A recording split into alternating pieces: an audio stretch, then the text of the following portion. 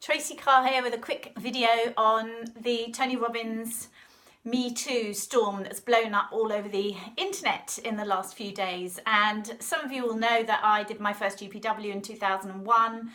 I crewed a dozen times. I did the whole of Mastery University. And so I have a lot of experience of Tony's work. He was extremely helpful to me in motivating me when my marriage broke up and I went on to build a global brand in leadership and corporate development. So that's not what I want to talk about. Tony has his methods, he has his ways of breaking through to people. I could say a lot about that, but I'm not going to.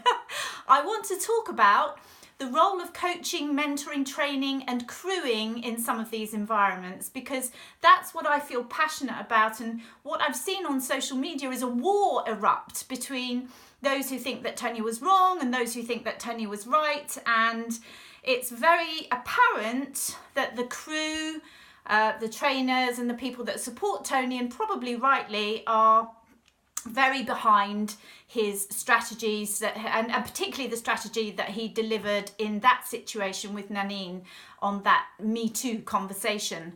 What I want to say is that our role as trainers, coaches and mentors is firstly, primarily, to be an excellent coach, we have to listen. And I don't mean just listen and then say what you want to say anyway, roll out a strategy because it's the strategy that you've been taught, the strategy that your guru or your mentor uses. No, active listening means listening to yourself, listen to the other person. As Stephen Covey said, listen first and then seek to be understood. Listen first and then deliver your strategy if you have one, if it's appropriate. It's not always appropriate in every situation.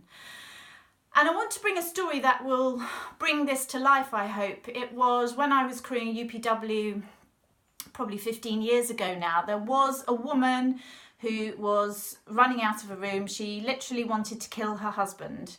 And I was a newbie crew member at that time. I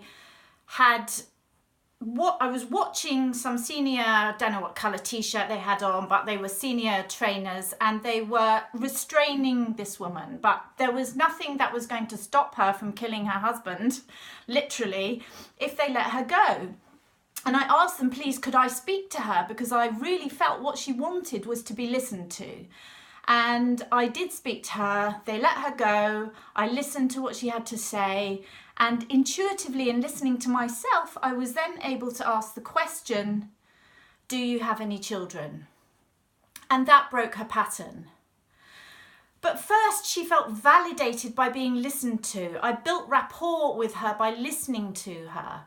And it probably was going to take that woman many months to get over the trauma of what she had been experiencing and what she had realised in that seminar.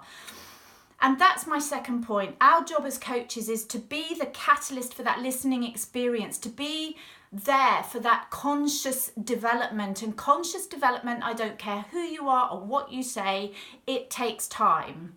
Some things can be done in a heartbeat. You can make a decision that moves you forward in a heartbeat, but consciousness takes time. Recovery of trauma takes time.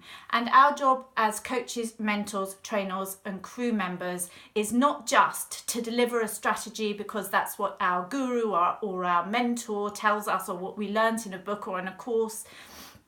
It's about listening to ourselves, listening to our clients, and then, if appropriate, deliver the strategy. I've got a lot more to say about this and we are actually, funnily enough, going to be bringing a new community for the coaching development. Literally, we've been building it for 5 months and we're about to launch it. But first, there are going to be a series of videos with myself and Binnie A. Dansby, who is my co-founder in the coach development community.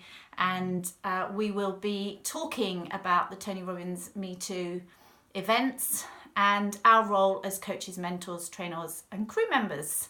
That's all for now, folks. Take care. Bye.